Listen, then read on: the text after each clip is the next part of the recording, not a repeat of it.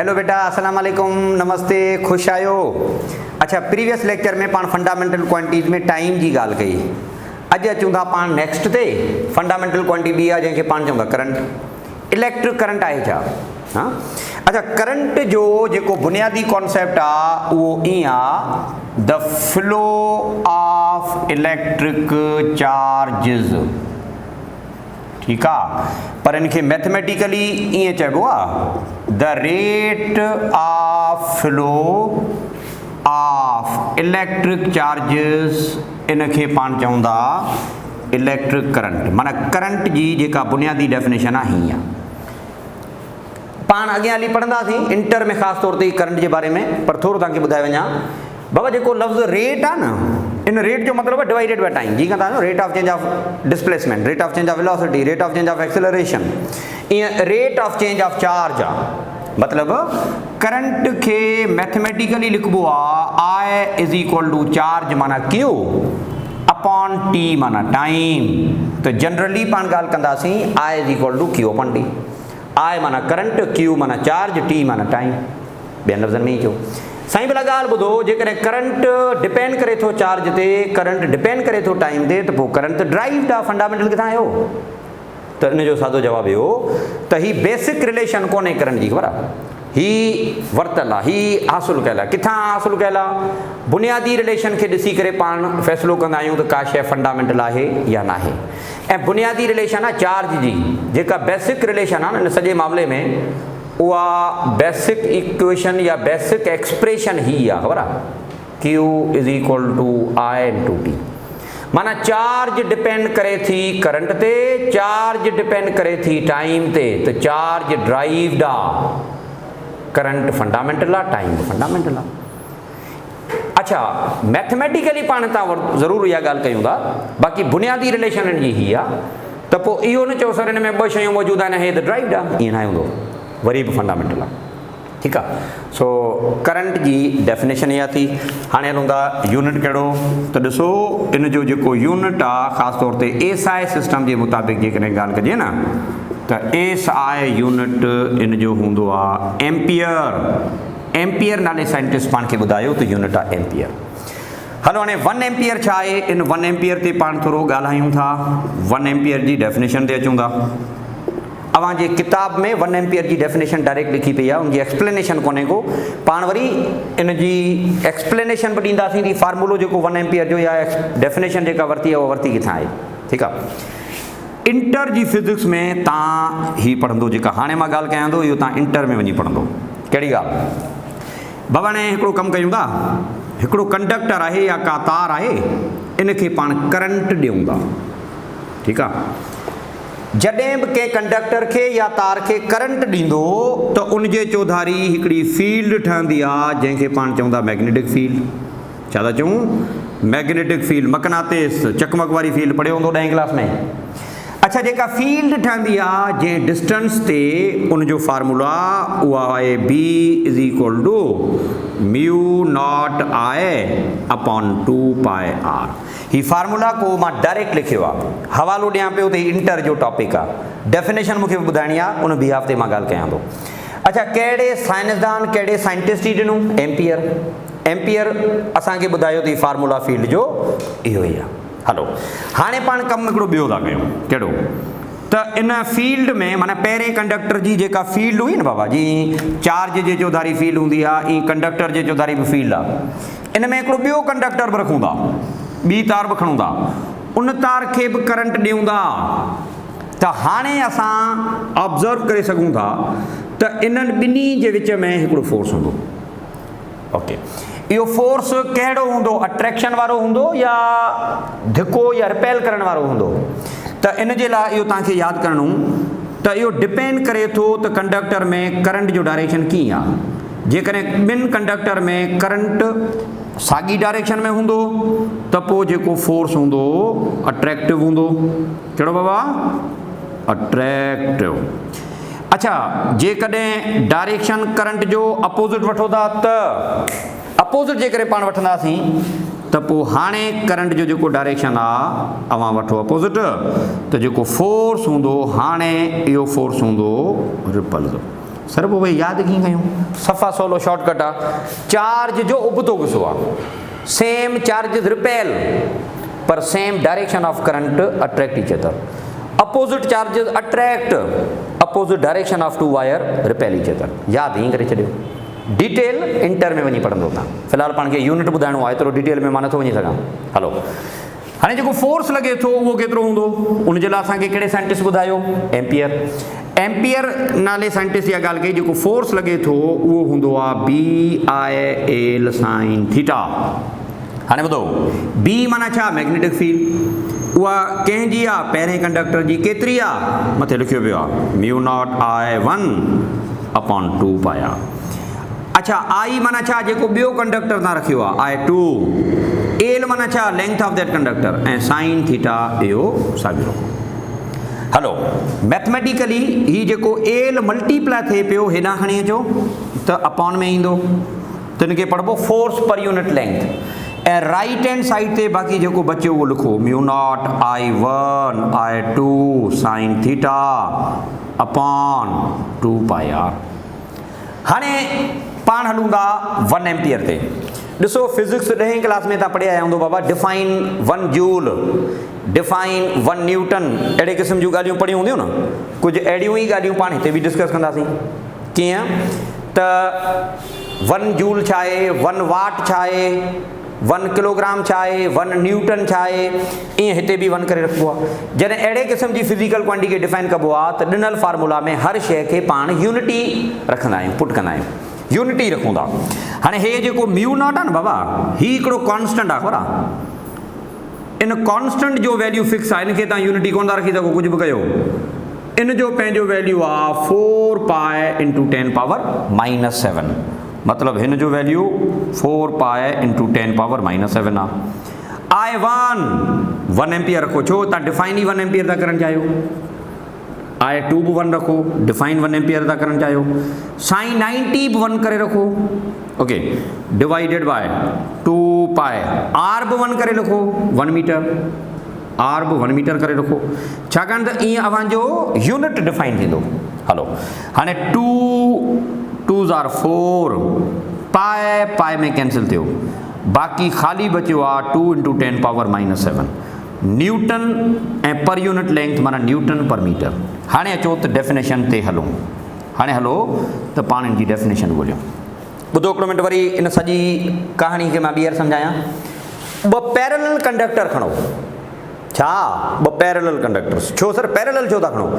जेकॾहिं पुटु पाण पैरेलल कंडक्टर खणंदासीं त उन्हनि जी मैग्नेटिक फील्ड परपेंडिकुलर हूंदी। ॾिसो था, जेकॾहिं कंडक्टर या तारूं पैरेलल हूंदियूं न त उन्हनि जी फील्ड परपेंडिकुलर हूंदी, ऐं फील्ड परपेंडिकुलर माना थीटा 90, त पोइ साइन 91 ऑलरेडी थी वियो। हलो, 2 पैरेलल कंडक्टर खणो, उन्हनि खे 1 मीटर डिस्टेंस ते रखो, पोइ 1 मीटर डिस्टेंस, ऐं ॿिन्ही खे करंट ॾियो। ॾींदा वञो करंट, पहिरियां थोरो ॾियो त ज़ाहिर आहे या त अट्रैक्ट कंदा या रिपेल कंदा। अञा करंट वधायो, करंट वधाईंदा हलो, त ॿिन्ही जे विच में फोर्स बि वधंदो डेफिनेटली। अच्छा, फोर्स जेसि ताईं 2 × 10⁻⁻7 न्यूटन नथो थिए तेसि ताईं करंट वधाईंदा वञो, ऐं जॾहिं 2 × 10⁻⁻7 न्यूटन थी चुको, हाणे करंट ॾियणु बंदि कयो, करंट वधाइणु बंदि कयो। पक सम्झो त ॿिन्ही तारुनि में जेको करंट अवां मेंटेन कयो आहे 1 एम्पियर आहे। ॿियनि लफ़्ज़नि में भला हाणे सादो करे ई सम्झो, 1 एम्पियर उहो करंट आहे जेको ॿिनि तारुनि में जेकॾहिं मेंटेन कयो वञे। इहे 2 तारूं 1 मीटर जी दूरी ते हुजनि त इहे ॿई हिक ॿिए ते फोर्स लागू कंदियूं 2 × 10⁻⁻7 न्यूटन जो। डेफिनेशन थी वई, बुक में ईअं डायरेक्ट लिखियल आहे। हाणे 2 × 10⁻⁻7 जेकॾहिं मां डायरेक्ट लिखां हा बुक जे हिसाब सां त सही, उहो 2 × 10⁻⁻7 आयो किथां? त ॾिसो, थोरो हवालो ॾिनो आहे पाण पुटु, इंटर में इहा ॻाल्हि तव्हां डिस्कस कंदो। सो डेफिनेशन पुटु थी वई, ओके। सो डेफिनेशन कीअं? डेफिनेशन 1 एम्पियर जी कीअं आहे? अच्छा, हिकिड़ी ॿी ॻाल्हि डेफिनेशन खां हटी करे, हिन फार्मूला में किथे बि लेंथ जो ज़िक्र आहे? हेॾा न, माना एक्सप्रेशन में किथे एल आहे न, माना लेंथ असां कंडक्टर जी सर केॾी खणूं, अव्हांजी मर्ज़ी आहे, इन्फानाइट खणो भले। अच्छा, कंडक्टर 1 डायमेंशन आहिनि, 2 आहिनि, 3 आहिनि, छा आहिनि? 1 डायमेंशन। सिर्फ़ु जेके लेंथ सां पंहिंजी सुञाणप रखनि उनखे 1D चइबो, त कंडक्टर 1 डायमेंशन आहे। हाणे हितां डेफिनेशन जी थी वई कीअं? The current which causes force of 2 into 10 power minus 7 Newton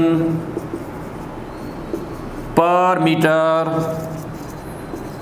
when it flows in two parallel wire of any length, भले तो infinite length खड़ो, and negligible area of cross section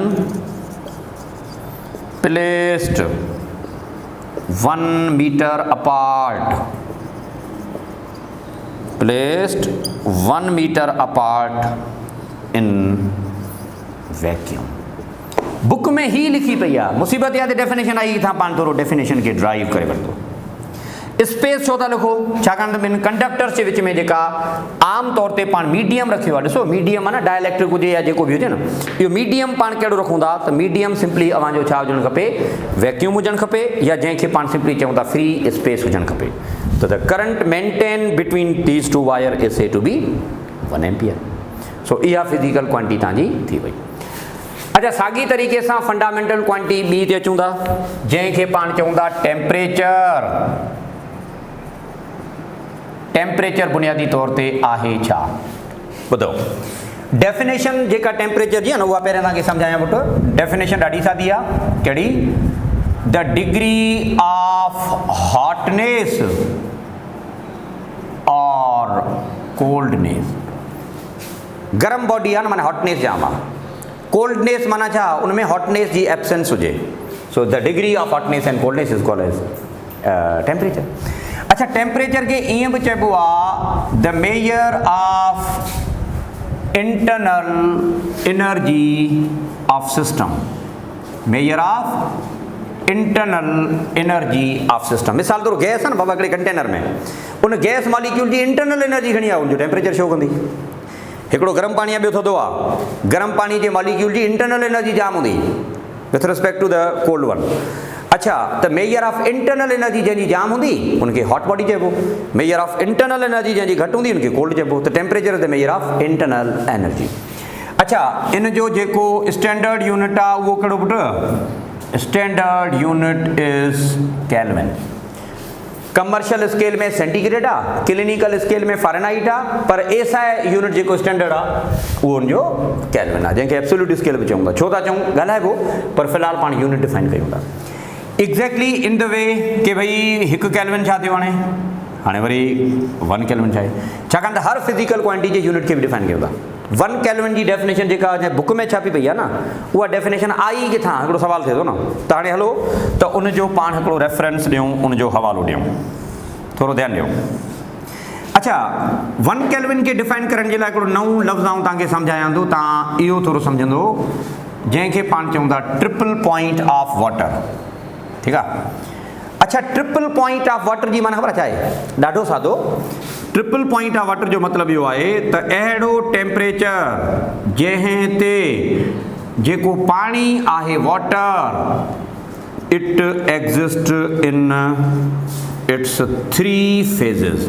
पाणी पंहिंजनि टिनी हालतुनि में हुजे, टिनी स्टेट में हुजे, टिनी फेज़िस में हुजे, उनखे ट्रिपल पॉइंट। सर इहो मुमकिन आहे? बिल्कुलु। हलो, ॾाढो सादो मिसाल था पाण वठो उनजो। आम तौर ते जेका बर्फ़ आहे न, डीप फ्रीज़र में जेका पई आहे, तव्हांजो मिसाल वठो, ॾिसो बर्फ़ कहिड़ी स्टेट में आहे? सॉलिड आहे। थोरो ॿाहिरि कढो, एटमॉस्फेरिक टेम्परेचर थोरो ई कुझु मिलियो त ॻरण शुरू थींदी आहे, मेल्ट थींदी आहे, त उन मां पाणी बि टमे थो पियो मेल्ट थियण जे करे, माना बर्फ़ बि आहे एट ए टाइम, उहा लिक्विड स्टेट बि आहे। अच्छा, बर्फ़ मां बि स्टीम निकिरंदी आहे, ख़बर आहे? बर्फ़ मां बि गैस निकिरे थी पई, माना गैसियस स्टेट बि आहे। माना हिकिड़ी आम बर्फ़ में इहे ऑब्जर्वेशन आहिनि न, हिन टेम्परेचर ते पाण बाद में था ॻाल्हायूं। ओके, पर जेकॾहिं तव्हां लेबोरेटरी पॉइंट ऑफ व्यू ते इहे टई जूं टई स्टेट सही तौर ते ऑब्ज़र्व करणु चाहियो था त पोइ हिकिड़ो तजुर्बो कयो, थोरो ध्यानु ॾियो। आम तौर ते पहिरियों मां बर्फ़ जी ॻाल्हि कयां थो, थोरो ध्यानु ॾियो। अच्छा, फॉर आइस, बर्फ़ जे लाइ ख़बर आहे सूरत हाल कीअं हूंदी आहे? 0 डिग्री सेंटीग्रेड या 273 केल्विन ई न बाबा। अच्छा, अवां छा कयो? थोरो टेम्परेचर वधायो, मामूली वधायो। अच्छा 0.01 छो था वधायो त जी थोरो करे न, मतलब असां टई स्टेट सही तौर ते ऑब्जर्व कयूं। Okay, corresponding change in its kelvin would be 273.16 kelvin. हिन टेम्परेचर ते ऐं उन वक्त तव्हांखे हिकिड़ो प्रेशर भी मेंटेन करणो आहे, जेको प्रेशर आहे उहो को स्टैंडर्ड प्रेशर ना है, ही लेबोरेटरी हिकिड़ो ॿियो वैल्यू आहे 611.75 पास्कल। माना हिन टेम्परेचर ते ऐं हिन प्रेशर ते लेबोरेटरी में अवां बाक़ाइदे तजुर्बो करे ॾिसो, पानी जूं टई state at a time observe करे सघजनि थियूं। At a time water exist in all its 3 phases. ठीक है, तो पोइ हिन टेम्परेचर जो नालो रखूं था पाण कहिड़ो, ट्रिपल पॉइंट ऑफ वाटर। हाँ, ट्रिपल पॉइंट ऑफ वाटर जो मतलब छा थियो? सो ट्रिपल पॉइंट ऑफ वाटर हूंदी केतिरी, मां तव्हांखे ॿुधायां बाबा। ट्रिपल पॉइंट ऑफ वाटर या केतिरो टेम्परेचर हूंदी आहे, त do remember triple point of water 273.16 kelvin आहे। अच्छा, इनखे तव्हां ईअं बि लिखी सघो था न, 273.16 के इज़ इक्वल टू TPW, माना ट्रिपल पॉइंट ऑफ वाटर। हाणे हिन मां मूंखे डिफाइन छा करणो आहे, हिकिड़ा केल्विन। घणा केल्विन? हिकिड़ा केल्विन। अच्छा, फॉर हिकिड़ा केल्विन हे जेको सॼो वैल्यू आहे, हेॾां जेको मल्टीप्लाई थिए थो राइट हैंड वारे पासे खणी हलो त वंड थियो, डिवाइड थियो, त 1 केल्विन छा जे हिसाब सां लेखो वञी किथे बीठो 273.16 होॾे खणी हलो न, अपॉन में आयो बाबा। माना हाणे डेफिनेशन इन जी ठही वई। कीअं ठही? 1 kelvin is 1 upon 273.16 part of triple point of water. I don't mean to say actually के 1 केल्विन जो मतलब ट्रिपल पॉइंट ऑफ वाटर आई न, ट्रिपल पॉइंट ऑफ वाटर जो जेको टेम्परेचर इन केल्विन आहे उन जा 273.16 हिसा कयो, सेगमेंट कयो, उहो जेको नंढड़ो टुकड़ो आहे न उनखे 1 केल्विन चइबो। मैथमेटिकली सही, मैथमेटिकली डिफाइन थियल आहे डेफिनेटली, छाकाणि ही स्टैंडर्ड ही आहे। हिकिड़ो कंहिं ॾिसो न शयुनि जो हमेशह लाइ को न को स्टैंडर्ड रखी करे पोइ मेजरमेंट कबी आहे न, हे फिजिकल क्वांटिटी जो उसूल आहे। त हिते जेको स्टैंडर्ड असां रखियो आहे उहा ट्रिपल पॉइंट ऑफ वाटर बि रखियो आहे। So according to triple point of water 1 kelvin can be define के ट्रिपल पॉइंट ऑफ वाटर जो हेतिरऊं हिसो, केतिरऊं, ओ 273 हिसो। So how can we define 1 kelvin? The temperature, हाणे इनके डिफाइन पाण कयूं था। The temperature equivalent to 1 upon 273.16 of thermodynamic triple point of water. ही जेको टेम्परेचर आहे इहो छाजे इक्विवेलेंट आहे? That is all about we can say 1 kelvin. Book में जेका डेफिनेशन छापियल आहे न उहा सिर्फ़ु एतिरी, पर सवाल इहो थो थिए साईं डेफिनेशन वरिती किथां आहे न, त वरी थोरो एडिशनल पाणनि जो डिस्कशन करे छॾियो। त फिजिकल क्वांटिटी टेम्परेचर अवांजी थी वई फंडामेंटल। अञा ॿियूं बि आहिनि, luminous intensity by mole by, इंशाल्लाह ताला कमिंग जेको लेक्चर हूंदो उन में पाण इहे डिस्कस कंदासीं। अवां फ़िलहालु इन्हनि खे नोट करे वठो। Thank U very much.